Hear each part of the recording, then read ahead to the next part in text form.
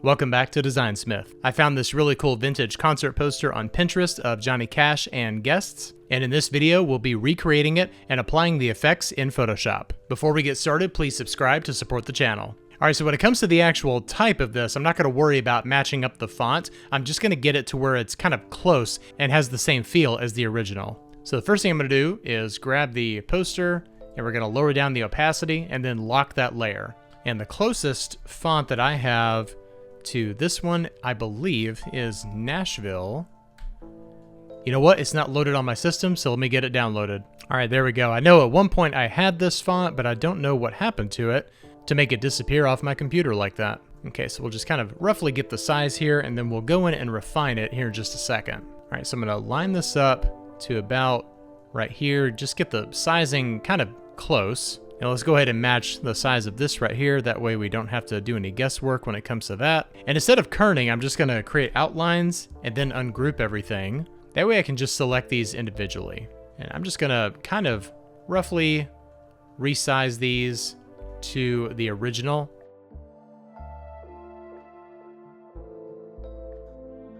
So we've got the and right up here, and let's size this down. And then I'm going to duplicate this down here to the bottom, so that way we have another one. And really what I want to do is lay out all of the instances that are using this font, and then we can just move on to the next one. There's a lot of different approaches you can take when you're doing posters like this, and it doesn't really matter too much what you do first. I just try to do it as pragmatically as I can.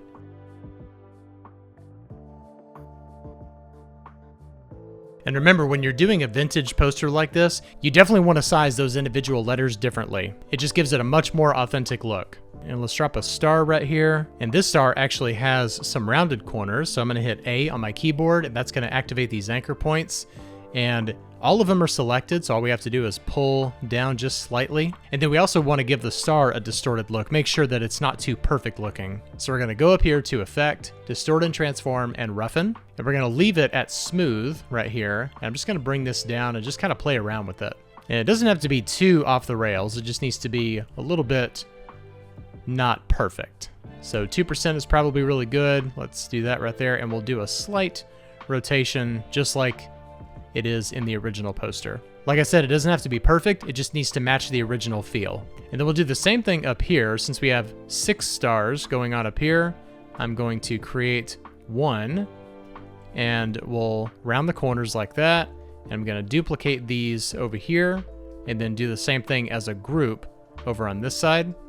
And now we can select all 6 of these, go up to Effect and apply Roughen, and it'll actually give a different effect to each star. And the font I'm going to use for the in person right here is called War Is Over. It just has a really nice vintage type of feel, and it's already got that distress that I'm looking for.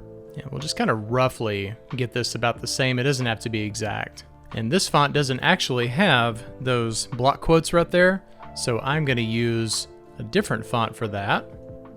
Hopefully I've got something that's similar to it. I actually like the look that this one has. It's BD Caramel, and it just kind of has a cool quality to it. So let's just line this up right here, and we'll do the same thing right here. We'll create outlines so that way it's a lot easier to work with.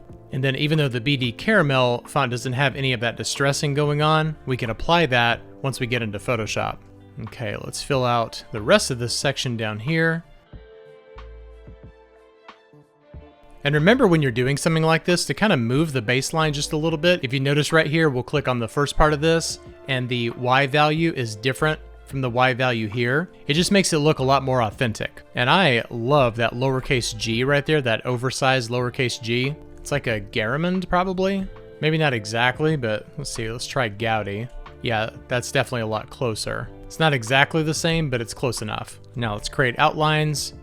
Let's bring this right here, and we'll size it up.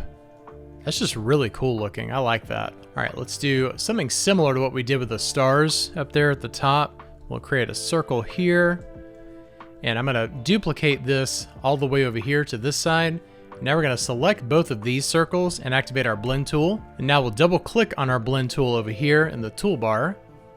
And let's bring down the specified steps until we get to the same number there. Doesn't have to be exactly the same, but you know, you still want to go as closely as we can. Looks like the original here isn't actually spaced out perfectly, which is interesting. Because if it were, it would be probably around here, like 28 or so. But it's totally fine. I'll make these spaced out perfectly. And then what we'll do is go up here to Object, Expand, and we'll expand Object and Fill, hit OK.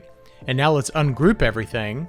And we'll do the same effect that we did earlier where we apply that roughen effect. So we'll zoom in a little bit and you can see those are no longer perfect circles. They're just slightly oblong. I haven't said the word oblong in probably 20 years, so that was weird. And then rather than duplicating the same one down again, let's do the same thing that we just did, so that way it's not too perfect. All right, I'm gonna fill in this section right here.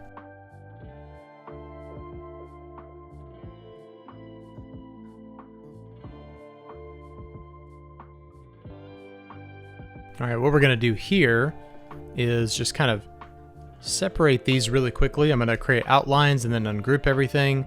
That way we can just grab a hold of those exclamation points there, space them out a little bit. We're gonna align to selection and just make sure those are evenly spaced. The key here is to making this all look like it was screen printed. So we're just gonna kind of do a little bit of warping to make it look like not everything is perfectly the same size. So we'll kind of warp this up a little bit. Maybe warp's not the best word, it's more like distort. Let's go ahead and take care of this large section right up here. So I'm gonna create outlines there, and I'm gonna do these individually, so let's ungroup everything. Bring this M right there.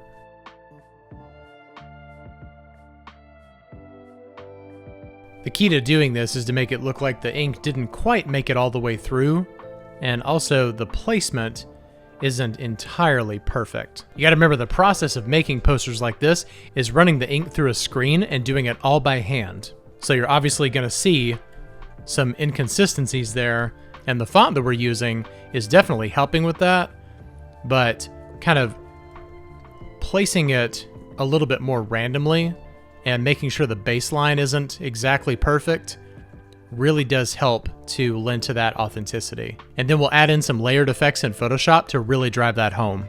All right, what we've got here is like a grouping of kind of these rectangles going on. And we'll do the same thing that we did earlier with the stars and those circles. What we're gonna do is just kind of bring this right here. Here's our overall structure. And now we're gonna select both of these and go over here to Pathfinder and click on Unite. That way it's one continuous object. And now we're gonna go up here to Apply and Roughen. We don't want it to look all 90s surgy and everything, so let's bring it down pretty substantially. We could do something kind of like that. And then our dust and scratches effect in Photoshop will take care of creating holes in that. All right, and let's find something real quick for these embellishments that we've got right here. I'm just gonna go through this one really quickly and see what I can find that's similar.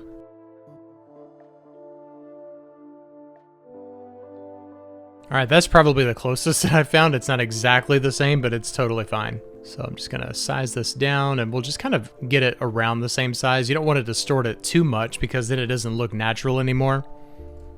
But I think this will be totally fine. So let's go ahead and reflect this over here. Hit OK. And that is looking good. And now I'll just fill in the rest of this type right here.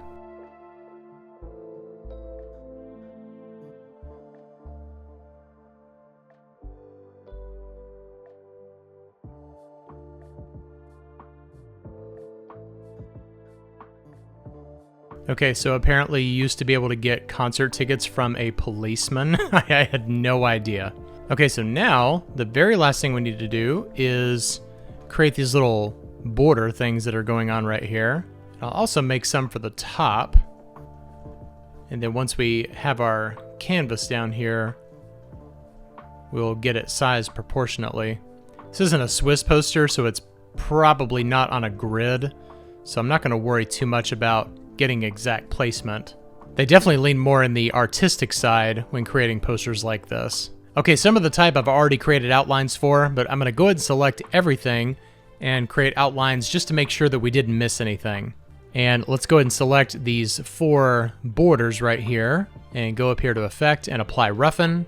That way we have that rough effect going on and it's nice and random. Okay, now I'm gonna select everything and let's go ahead and change the color from 100% black to about maybe 15% black. because we're going to be applying effects in Photoshop, and we want to make sure those effects are showing through the type. All right, so now let's select everything. I'm going to hit copy, and I'm going to set my document size at 18 by 24, 300 resolution. And now I'm going to hit paste, and we're going to paste as a smart object and hit OK. And let's scale this down just a little bit. I'm thinking that we'll change this from 18 by 24 to 18 by 27. There we go, that's a lot better.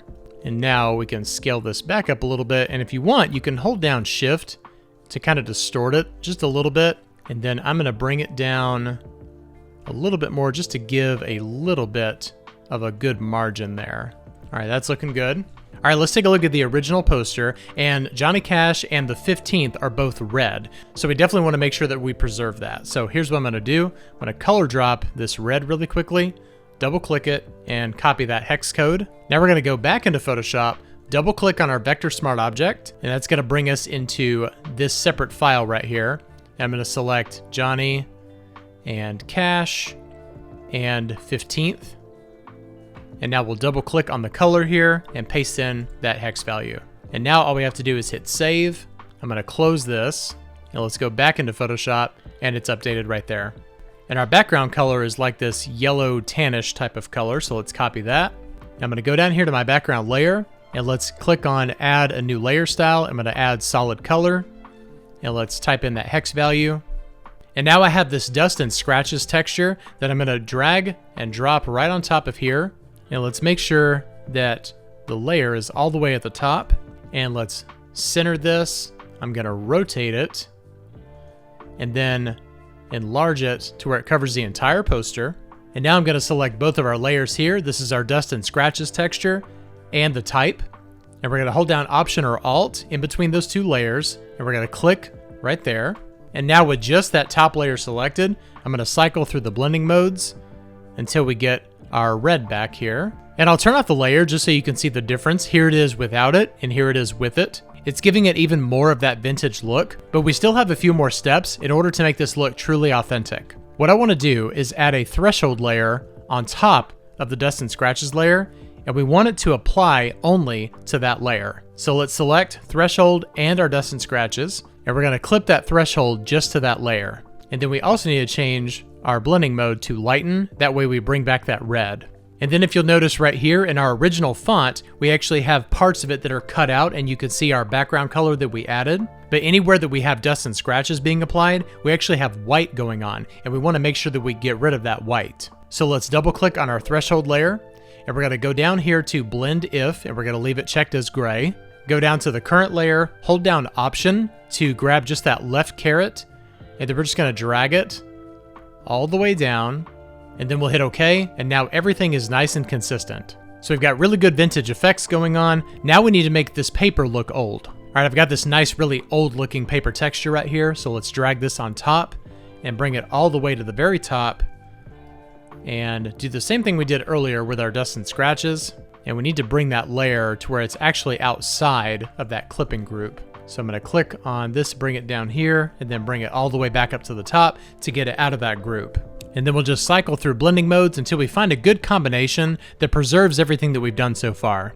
Overlay is probably going to be the best option, but let's go all the way to the end just to make sure there's nothing better. Vivid light gives it a Western type of look. Divide is also really cool. It's giving it even more of a vintage look, but it takes away that background color that we had. It's not exactly the end of the world, but I want to preserve it as much as I can. For some reason, out of all of these, saturation feels the most authentic to me. However, I think overlay is going to be our best bet. All right, this is looking really good. Now there's two more things that I want to do. Let's go in and add a noise layer, and I'm going to fill this with 50% gray and hit OK.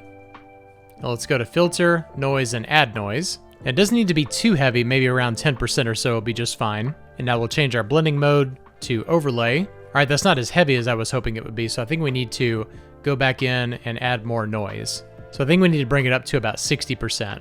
All right, the very last thing that we need to do is make it look like this is ink sitting on top of the paper, as it would be if this were applied with a screen. Right now, everything is very clean, sharp, and jagged, and we definitely don't want that. So the best way that I've found to do this is to go up to Filter, Blur, and Gaussian Blur. And what it does is it just kind of gives everything a little bit of a softer edge, but because we have all of that grain that's sitting on top of it and all those paper textures, everything blends together very nicely. So I'm thinking that anywhere between a 1 and a 3, I might go probably 2 or something like that. That way it's not too harsh with the textures. And it looks good everywhere that it's being applied. And then the very last thing we're going to do is we're going to do another blend if. And the reason we're doing that is because there's different areas of the poster that are going to be a little bit lighter and a little bit darker. So you want a little bit of an uneven tone with that ink that's being applied to the paper. And the way that you can achieve that is using the blend if tool. So we're going to go over here, hold down Option, and separate that arrow again, and just start moving it until you start to see it fading just a little bit. So that way it looks like it wasn't just printed. It looks like it was printed, 50 years ago. And that ink is just fading into the poster. And here they are lined up right next to each other, the original on the left and the new one on the right. We took this original, recreated it. The colors are a little bit different, but that's totally fine. But we applied some textures and effects to make it look nice and authentic for that time period. I hope you enjoyed watching this video. I hope it was valuable to you. If it was, please like, share, and subscribe to support the channel. Thank you so much for watching, and I'll see you next time. Bye-bye.